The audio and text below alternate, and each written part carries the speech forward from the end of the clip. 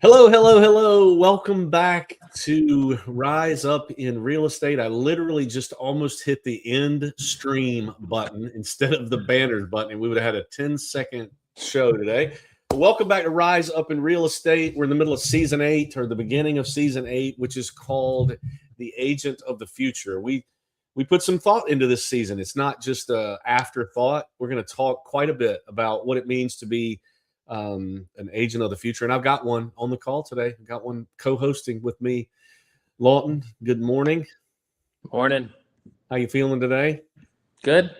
We got this thing live on streaming on live on TikTok. Is that what you said? Yeah, I hadn't figured out how to connect it to go directly through here, so it's really just my face, and they'll be able to hear you in the background. But I usually have a few people join anytime I do that, so we'll see if they can even. I've never done this before, so I think you can connect it through the streaming thing, but then I got to get TikTok on my computer, and I don't really know how I feel about that with it getting all my information. So, yeah, we don't need you shipped off to some foreign land because it's probably fine that it's doing. They don't hear me. I mean, they don't see my face. They hear you and like two voices. They're probably confused, but yeah, it is what it is. And it'll be interesting to see if I've never been so like distracted. Like when we're on here, it tells me how many people are on at a time. You know, and sometimes it's 20, sometimes it's more, sometimes it's 0. I'm like, well, what are we doing this for? But the way we do this show, so you'll know if it's the first time ever. And by the way, anybody that hops on here, if you want to comment, we show your comments live, and we'll talk about this topic we're going to discuss today. We need your help figuring out if we're in a bubble, if we are just crazy with the thoughts that we're having. But the way we do this show today for 45 minutes live right here on YouTube and all of our social channels. Secondarily on TikTok, Lawton's TikTok with his friends, or they used to be his friends, maybe now they won't be. And then we get this edited and it shows up on Monday as a podcast. So this past Monday, episode 1 went live, our discussion about AI and the season upcoming. And today we are here to discuss another topic, and it's going to be all about mindset and attitude and stuff like that. And I'm excited to get into it. But I want to start just by asking Lawton, what's going on in your day-to-day life, Lawton? I know you got a lot going on. You coach a little bit of sports. Tell us about that. Give me a little bit of personal stuff. Y'all are in the middle of some games. Talk to me for a minute. Yeah, we just finished our region tournament. So the way it's set up, and I know it's different in most states, but South Carolina, we have basically our region. That's who we play most of our games against. There's a regular season champion, and they have a tournament. But our region's pretty small, so there's only like 2 games in the tournament, so it's kind of funky. We just finished that. We got runner-up in the championship. We were the regular season champs, so whichever one you think is more impressive is for you to determine. And then state starts the end of this week into the weekend, and then it's win or go home. But for the last few months, I've had a couple hours at night at practice and in the weight room and stuff like that with the boys, and then it's been busy the last few weeks with all the games, but it's coming to an end, so now it's win or go home for most of what we got going on. Yeah, and hey, good morning, Alia. Nice to see you. Glad you're here. I want your input on this discussion we're getting ready to have because you are a very positive person, and I want to hear what you have to say. I'm glad you're here. Lawton, you are doing a little bit of assistant coaching at Myrtle Beach Christian Academy. I should have said this already. We are in coastal North and South Carolina where we are. We're in the real estate space, but we're also other human beings. We got other stuff going on. We're just talking a little bit about Lawton's coaching. So you guys have maybe like a week and a half left. Yeah. Okay. And the guys we went and watched the game the other night, how exciting it was to win on a tap in with no time left after being down. I think y'all were down how many were you down in the fourth quarter? Was it 14? Yeah, 14 or 15, something around that. In the fourth quarter in high school basketball. That doesn't happen very often. I was actually thinking if anybody could come back, your team could in that setting because the crowd was crazy. Your players had played as bad as they could possibly play. But when y'all started pressing, and that I thought it was over when their I think his number 3, when he went to the free throw line, y'all fouled him and you shouldn't have. And he's a really good shooter. Well, he missed the first one. I said, uh-oh, the door is ajar. And then it was so much fun. And I enjoyed sitting. I love sports. I was sitting where I could hear PC, who's the head coach, talking to the boys, and I told him after the game, I said, "You're so calm, like level-headed." He goes, "On the outside, but on the inside, he's not." But it was a fun environment, and I'm glad you do that. Why do you take so much of your time and do that? Like, you're a real estate agent, you need to be prospecting and closing these deals and all that. Why do you take the time to coach? I mean, I would be lying if I didn't say that a big part of it is just because I like basketball so much, and I'm not really able to play it as much as I wish I could. So being around that is really fun. But also, I found it's a way that I can pour into some of the guys at school in a different way than they're getting teachers and pastors all the time. But coaches are a little bit different. So it's fun. It's not a main reason of it is just because I like basketball so much and the opportunity came up. But both of the other coaches were my coaches when I played high school. So it all just kind of fell into place. And I happen to have, it is ironic how many times though I'm at the very beginning of practice and I have to step out to answer texts or calls because that's when everyone else is out of work, but it's fun. Yeah. Well, you don't need to apologize for that being the motivator. I appreciate that. They're lucky to have you on a regular basis. Look at Sue O'Shea from down south in Pawleys Island. Sue, it's great to see you. I really do want you guys to comment in a minute when we get the discussion started. And actually, if you have any questions, like, I think it's interesting, Lawton. How old are you? 20? Just turned 24. Mm-hmm.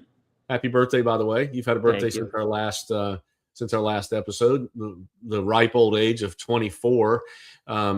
Went to Liberty University. Now he's a real estate agent for the last year and a half or so. And I think he just sheds a really cool perspective on what we've got going on. So glad that he's here. And last week we laid out the season. So we're talking about the agent of the future.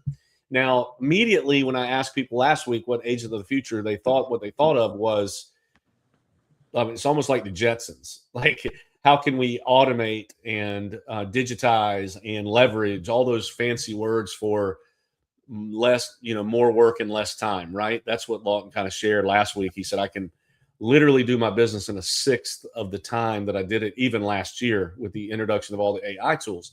So that's part of it. Certainly, we want to be aware of that. We want to talk about that. We're going to talk about AI tools that we use next week. Actually, I'm going to be in Las Vegas, and I get to host this show in front of all of RE/MAX, which is really cool for me. Actually, let me show you something. I'm going to step over here for a second. Well, these are Big Air socks. My dad of 6. I got some Big Air trampoline park socks in my bag. But let me show you this. Lawton, I hadn't even showed you this yet. Look at this. Look at this brand new T-shirt we got. Uh-oh.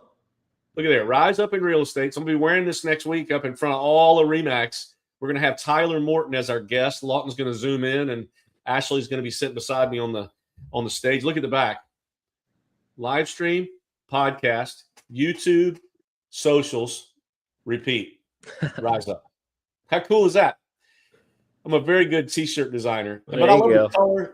You'll love this fabric, Lawton. You can wear this at practice. It's like a moisture wicking. It's very fancy, and they're affordable for you. You get one for free. Just tell me what size you need.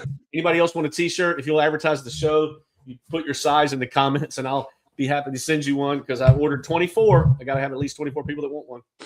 But they're very comfortable. So next week we'll be talking specifically with Tyler. He's an AI genius. We'll be talking with him about AI. And I told him, I said, I don't want you to hold anything back. Like, he's got some crazy ideas that he's been telling me to do silently, privately, but with AI that we're going to share next week, that you don't want to miss that. And I think it'll be cool. We'll be on this big stage, elevated, and there'll be people all around us. And there's going to be a live mic in the audience where they can walk up and ask us questions live on the show. Now, I will tell you now, all you Sue, those of you that are on here now, the time is going to be a little bit different because it's in Vegas. So I will get that to you earlier. It won't be at 10 o'clock. I think it might be a little bit later. I can't remember what time it is, but I'll get that to you. But that's going to be a great AI discussion and fun environment for y'all to see because I hope it's going to be different than my office or Lawton's house or wherever we are. But today, let's talk a little bit about mindset. Okay, the title of today is this: Problem Talkers versus Solution Builders. The truth is there's two conversations happening in real estate right now, and for the last 24 months, maybe always, these two conversations are going on. One conversation is all about rates, inventory, lawsuits, headlines, the president's tariffs, government shutdown, stock exchange. I mean, all these conversations, people are talking about all of this. The other group of conversations that's happening is simply this: how do I win in this environment? How do I win with all of this going on? Same market, same conditions, completely different future. Today, we want to talk about how we can be a problem talker or a solution builder. Now, I'm going to ask Lawton some questions. Oh, let me see some comments here. I forgot. How do I get a T-shirt? Now we're talking. Now we are talking. And somebody wants big air socks. Look at how are you, Mary Catherine? I didn't know you're going to be here. Big air. I've got a pair of big air socks. If you want these, Mary Catherine, I know you go there quite frequently. I have them in my bag just on standby in case. Sue O'Shea. I need to write this down. Sue is a small, and I'm sorry. We'll be right back to the show in a second. All you is a medium. Okay. Lawton, I want to ask you, and this is how this show goes. Is Nick Izzo's wife pregnant? No. Again? Okay. Thank God I didn't ask her or congratulate her last night when I saw her. I was like, or 2 nights ago, I thought, she looks like she's having another baby, but you just heard that from me. Well, they might be. As far as I am concerned, they're not, but who knows? Now, I can't believe I just said this. He's probably listening to your TikTok, and I just said that. Now his wife's going to hate my No, guts. I think he's too busy to be watching this right now, to be honest. But we'll see. Anyway, so I think it's interesting. Problem talkers versus solution builders. Lawton, talk to me a little bit about this, because you're in it every day. I'm in it every day, and you guys are in it every day. Is this a real thing? Are there people out there that really just talk about all the problems? And are there people out there that are building solutions? Is this a legitimate conversation to have? What do you think, Lawton? Yeah, I think so. I think it's definitely changed in the last. I mean, AI has affected it, but it's definitely changed in the last couple years. I mean, I had the privilege of starting real estate right when the lawsuit happened, so kind of hectic getting it started, but at the same time, I didn't know anything different. So that's just kind of what I fell into, and I've been doing it since. But over the last year and a half, it's become more like the people that are reaching out for my help already know a lot of these things, right? They might be asking for clarification, but it's not like it was right at the beginning. When I brought up the lawsuit, some people hadn't heard about it. Well, now it's past some, so most people have heard about it, but I mean, the way that I run into that the most is there's people are always waiting on something. And I've told you this, I tell other people this, but someone's always waiting on an election, or when the election passes and they're waiting on rates to drop. And that's what people have been waiting on for years, it feels like. But they're always waiting on something. So you're either going to be the person that, when they bring those up, you talk about those things for an hour, or you make it all. I mean, what I like to do is put it all into one. It's all in one big picture. Everything's connected. It's all about finding the perfect house for the perfect situation for the people, and that sometimes the rates is the biggest factor. Sometimes they are needing to wait for an election. Sometimes they are needing to wait for things like that. But I like to make it it's more personal than just what the Fed's doing. It's the Fed affects the number that it's going to cost you. So is that something that you and your family can do? But there definitely are. People have different approaches, and I think, at least from what I see when I have interactions with other agents or other professionals in different areas, if they're all concerned about talking about all the problems, the person that is finding the solutions already has them, is already kind of past them. It's already kind of over with, because again, they're all just little aspects to a whole big picture. And if you focus too much time on one of them, you might lose that business, or you might lose that client. So I don't know if that really answers it, but I do think that there's definitely two different approaches to those sorts of things. Yeah, so you hit on a couple of things, and I probably should clarify. Let's talk about for a minute, which we talk about first. There's a client. There's the client attitude. Client, is it a problem talker or a solution builder as a client? How do you find that out, Lawton? Like, how do you know? And I guess basically what we're talking about is negativity versus positivity, pessimism versus optimism, that kind of thing. How can you tell when you're with a client, in your experience, what kind of person you've got a hold of here? Yeah, I mean, I think, at least to me, like most of the time, the people I work with, when it comes to buying a house, unless they're uber rich, it starts with thinking about the problems or thinking about those sorts of things, because it is the probably biggest purchase you'll ever have. Now we happen to be in the caveat of there might be some investors and it's probably not the biggest purchase they've made, but when it's the biggest purchase, I think that's a lot of times where our human minds go to. What could go wrong? Where could this fall apart? So I don't know that it's always just negativity. I think it's human nature.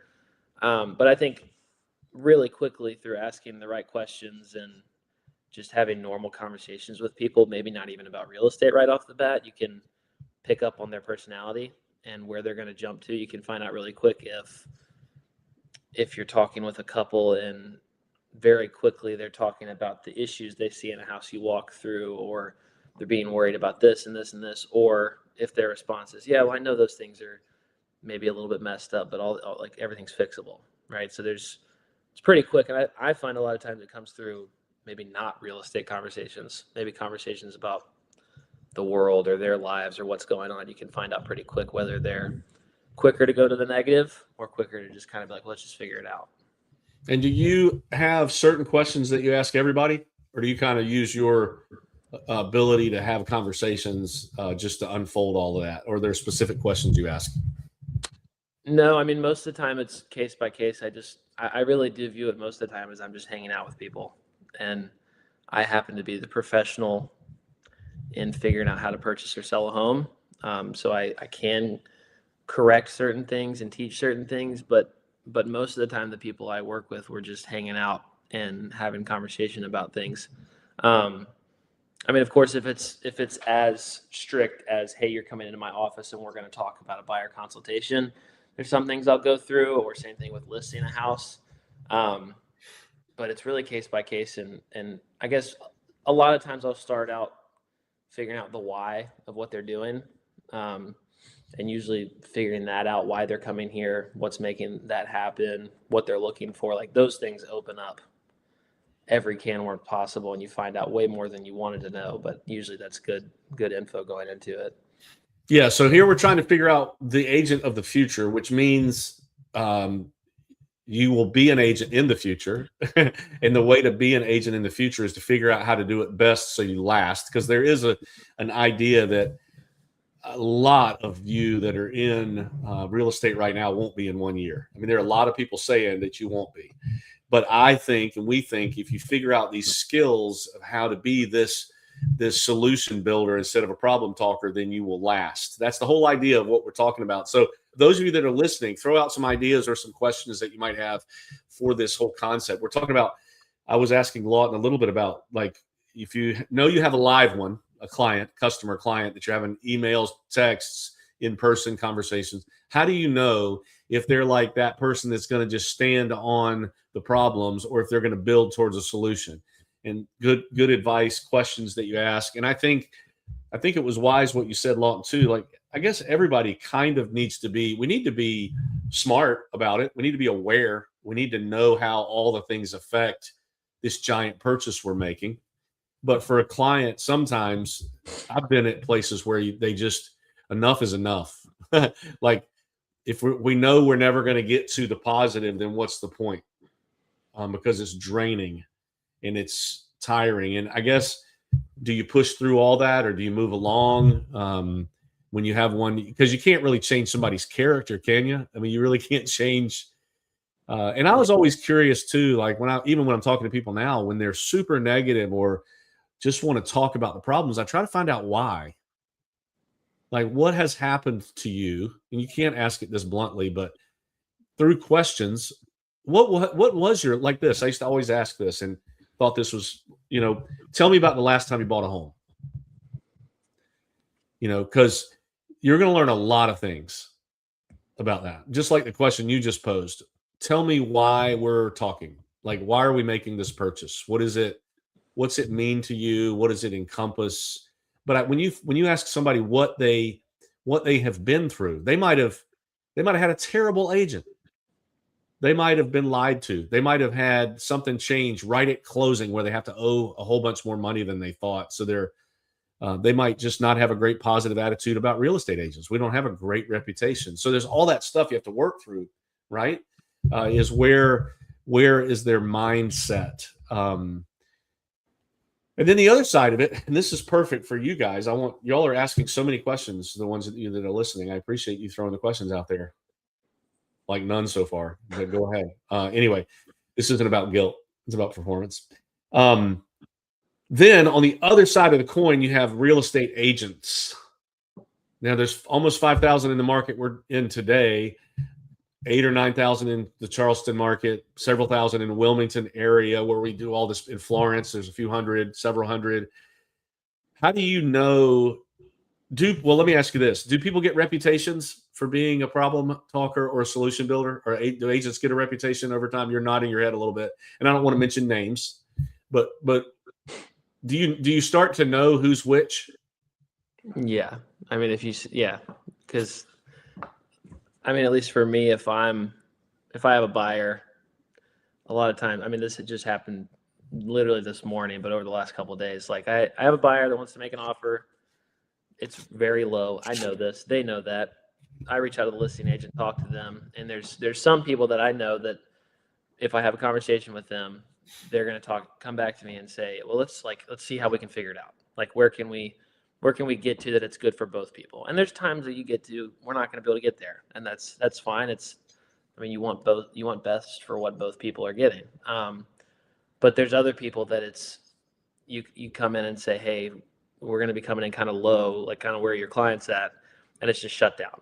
And it's like there's no possibility. And that's kind of what happened. But there's some names that when I see it as a listing agent, I'm back in my head. No, I hope I don't have to present a lower offer to them, because I kind of know that they're not going to come back at me. And there's other ones that when I see they're the listing agent, I tell my clients, I'm like, hey, I've worked with these people before. I have good relationships with them. Like, they're good at presenting to their clients. So let's just have a conversation and see if we can figure it out. So you definitely do get a reputation with the way you interact with other agents, I think. Yeah, and that's a scary thing if you think about it. Is that if you get that reputation, it could cost you business. It could cost people. Some people don't want to make that phone call if it's going to be just too hard. Like let me see this.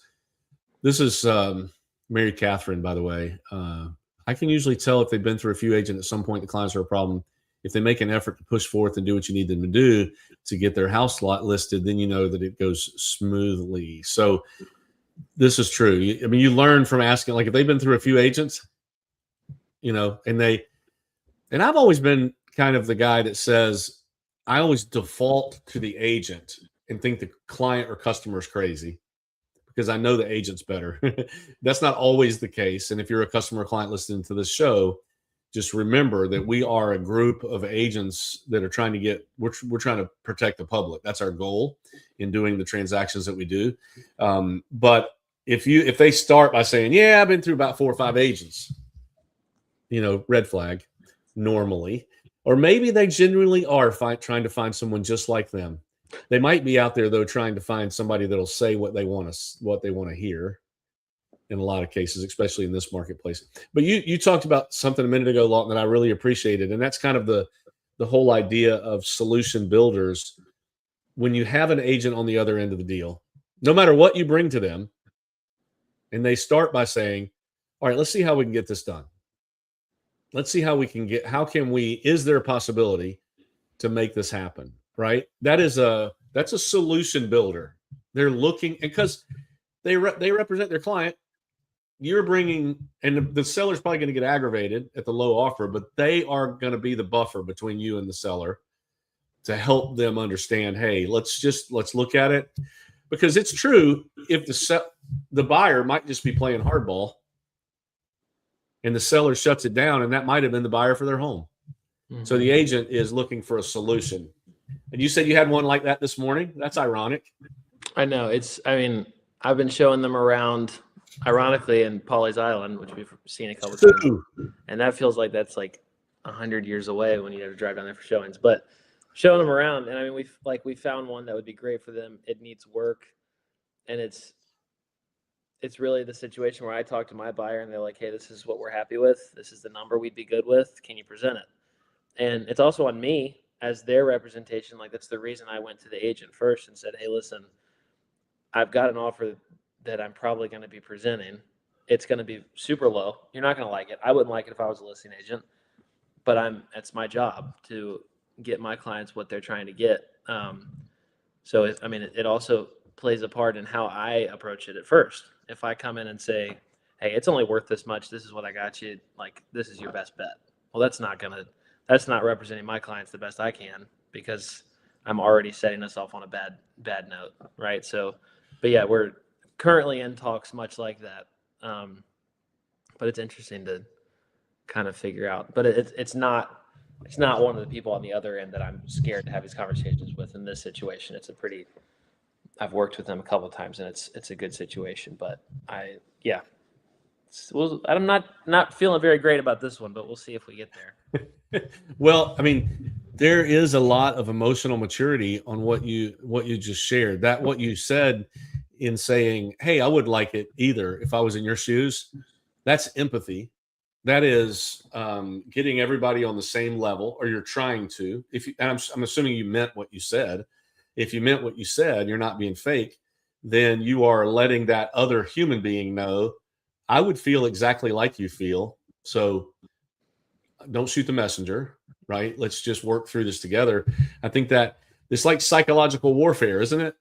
And it's what's cool. I don't feel like you are calculated in what you're discussing with this person. This is just how you are, right? And I think there's a difference. You can tell when people come at you with fake empathy, fake emotional intelligence, when they try to smooth you. I mean, there are professions that are known for this, and I won't mention them, but you seem to be very genuine in that. I wonder if that's because you're new-ish, or if that's will last. Will you get more calloused over time? I mean, Sue, some of you have been doing real estate for a long time. Does that change once you get more calloused over time, do you think? Or you think you'll always be that way, where you're like, I'm going to put myself in your shoes. I'm going to try to understand it from your perspective, because that's the way you get more deals done. Yeah, I think it could. I think you definitely could get more callous to it if the person on the other end is someone that you've had bad situations with in that kind of conversation. But if it's someone that you've worked with a lot, then I think a lot of it just comes down to personality and how you approach things. And personality is not the right word, because really I think regardless of your personality, whether you're someone that's a hard-head negotiator, which those people do great, and there's nothing wrong with that. But I still think you have to have empathy somewhere in there, or else, again, there's the argument to be made you're not being the best agent for your client that you could be, because you're not. That's part of your job, is to keep everybody happy. I mean, as crazy as that sounds, it's a big part of our job, is figuring out how we can make every single person in the transaction happy. Lenders, attorneys, agents, sellers, buyers. So, but I don't. Sue's a good example. I don't think Sue would be callous to that at all. I think we have a lot of people in our company that have done it probably for much longer than I have, and have probably had much worse situations time and time again than I have had the experience of having yet. But again, their personalities and their heart behind it are to protect their clients. So I don't think they'd be super callous to it. Yeah, and I think happy is one thing, content is the other thing. You know, that seller and the listing agent might not be happy with the crummy offer, but if y'all can work through it together, then maybe they can be satisfied, right? The lender, I like that perspective that you're looking at everyone trying to let's see if, because the way people are happy is they get what they're looking for. They all have different objectives, and you have to be willing to. This is what the whole thing is. If you're just a problem talker, you're probably going to discount most of it and say it's not worth it. We're not even going to make the offer. Let's just, because I know there are some agents, and maybe this is appropriate at some time. You just say that's a little bit ridiculous, but you have to know the client. You have to know the other agent, and other agents. I hope you're listening to this. I'm not saying that you would ever steer an agent would ever steer someone to or from your listing because of how you handle yourself. But I want you to hear what we're saying here, that if you have a reputation of not being approachable because you are trying to be tough, or that's just your style, your personality or whatever, just hear what's being said here. It may not be benefiting your client to the utmost, in my opinion. So just something to keep in mind. We're all trying to get the same thing done, right? Here's another comment. Almost missed it. I think you definitely grow a backbone, but you still have to understand this is a huge change in someone's life and very stressful for them. That's emotional intelligence, Mary Catherine. You're an adult. Look at you. You're having adult ideas. I love it. Right. Um, that is a human trait that's very, very overlooked in our world, I think, where somebody comes at you and you have the maturity to say, why do they feel this way?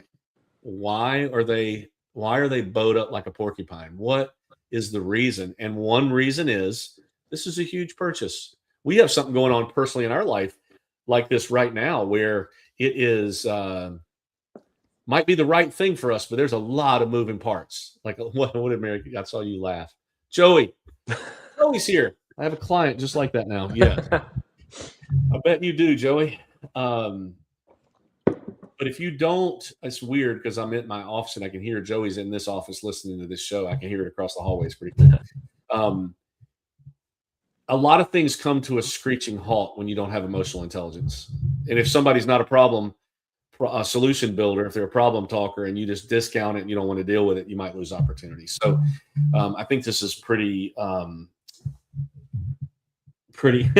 just got a text from somebody on our show and I'm not going to answer it because it's not appropriate on the show. But here's another thought that I wanted to discuss, and I love input from you guys because, and I don't want to be ignorant because I am. Some people look at me as Pollyanna a little bit, like, if you ever watched the movie The Titanic. And when the Titanic is sinking, there's the string quartet playing the beautiful music. Like somebody said, "Hey, go play the music while everybody's freezing to death and dying. You stay positive. You keep everybody's spirit lifted. So when they freeze to death and they take their last breath, they're happier than they would have been." I would be one of the string quartet. Like I'm just going to be playing music until the ship goes down. So, but I don't want to be ignorant to what's really going on.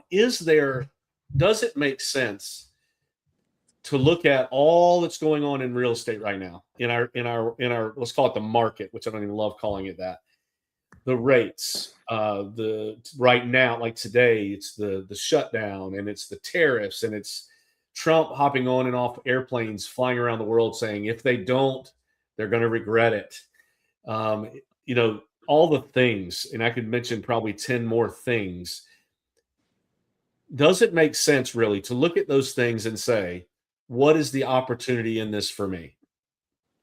Or should you just freeze and not do anything while all that's going on? Right now, should we just not have real estate sales? Like shut it down because there's so much uncertainty? Or do you look at it and say, where's the opportunity for me? What do you think, Long? I think there's a. Say it again. I know what you're going to say, but say it. Oh no, I was going to say I think there's a place for both. Yeah. I think we should. The things going on just happen to what's going on right now. But a year from now, there's going to be other things going on, and 10 years from now, like it's all relative to what's going on. It's why we have the 80-year-olds that try to explain to us what their percent on their mortgage was, and we don't want to hear it.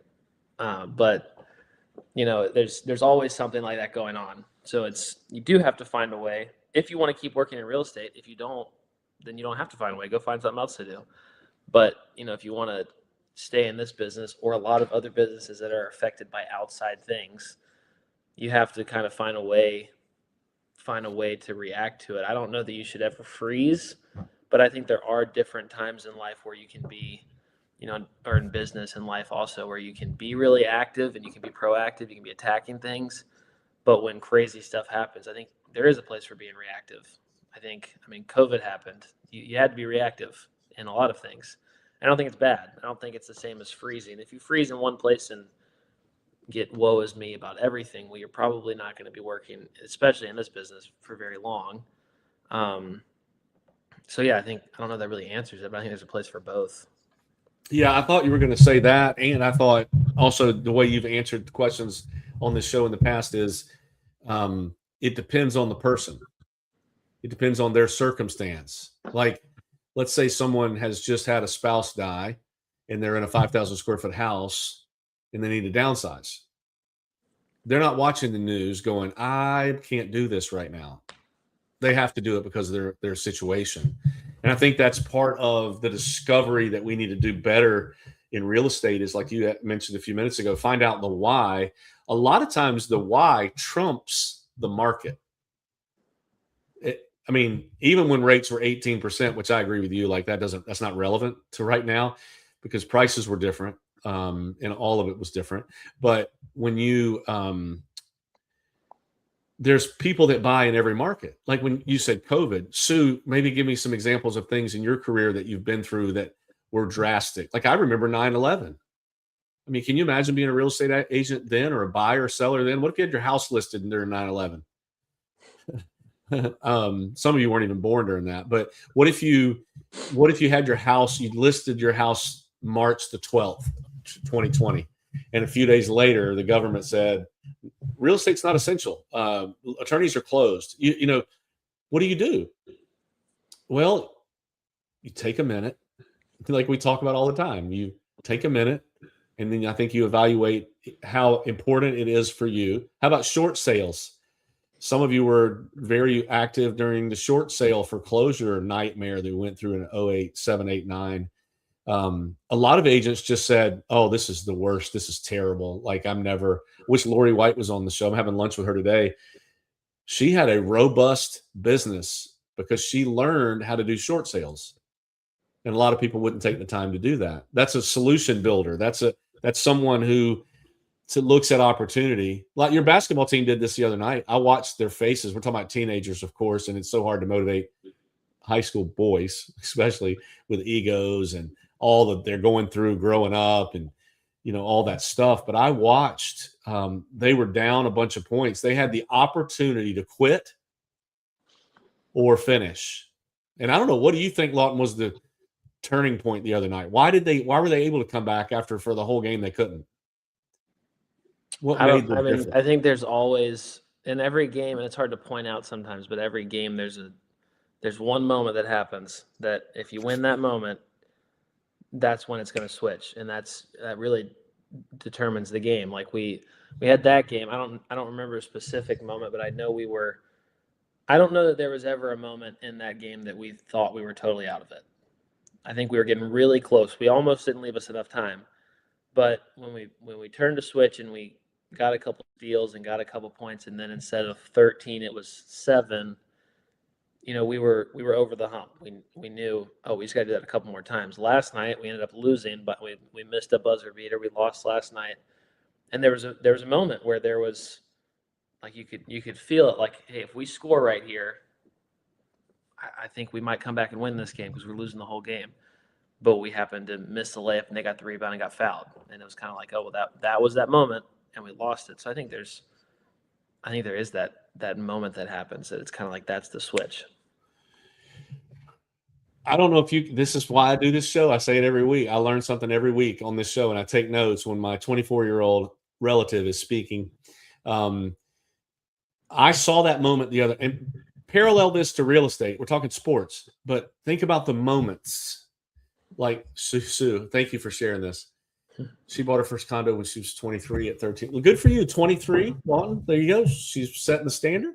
13% interest rate in 2008 and 9 was rough, but you're still here. So for some reason, you made it. I'm not sure why, but notice that what he said. There's a turning point moment. There's a lot. He said a lot there because in the turning point moment, for it to be a turning point moment, you have to want to still win. They had to want to still win. They hadn't quit. This is a huge lesson for us in real estate. And actually, quite a few people have quit and will quit, honestly, in the next few months, next year, maybe. If it doesn't drastically change, it's tiring. We just keep banging our head against the wall. But if you want to win, that turning point moment could be. And I saw it the other night in that game that you won. I wasn't there last night. But it was interesting. Your head coach called a timeout. And I was sitting right behind the bench so I could see this.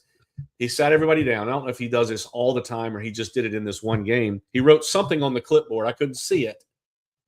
But he looked at the guys and he goes, what do you think? And they didn't say anything. And he goes, it's on you now. It's on you now. Like it's maybe it was 1v1 that was on the clipboard. I couldn't quite see it, but he was saying to the team, I have coached you enough. Go get it. If you want it, go get it. If you want to win, now's, and I think there was like 4 minutes left. Y'all were down by 14 or 15. And the other team, ironically, the other team threw the ball in. Your guy got in good position and he dribbled it off his leg, and it was your ball going the other way, and y'all made a basket. And it was like right then, that was the moment. It was like, here we go. But notice real estate agents, even clients, they wanted it bad enough to create that moment. They could have told PC at that moment, and I felt it. It was valid. They could have said, no, up yours. I mean, honestly, I have busted my tail for 3.5 quarters here, and we have no results to show for it. We're losing by 14 or 15 to a team, by the way, that they beat by 45 earlier in the year. I mean, it was not supposed to be close. They could have easily said, I'm done with this, especially because it really didn't matter. It really didn't matter for the state tournament anyway, probably. But they found and I want you to parallel this to real estate in your own mind. They found a reason to win, and they had the turning point moment. That's building solutions. In this marketplace, and Lawton said it, he's 24. Sue would agree with this. Mary Catherine, those of you that are speaking up, we appreciate it. There's something all the time. There's always going to be something. And when you think there's not something, something's coming, right?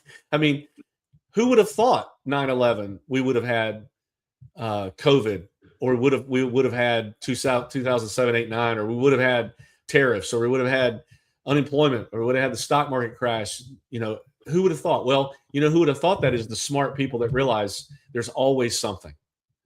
So our hope is that you find the turning point moment, you have the passion to push through whatever it is going on with you, and that you can build solutions. I think I've learned a few things. I wanted to ask one more question. Is there anything that you guys do, Lawton, you can answer it. Is there anything that you guys do to keep your mindset right so that you would have empathy, or you would be a solution builder in your business and your personal life? Is there anything that you do on a daily basis to keep your headspace straight, or is it always just like that?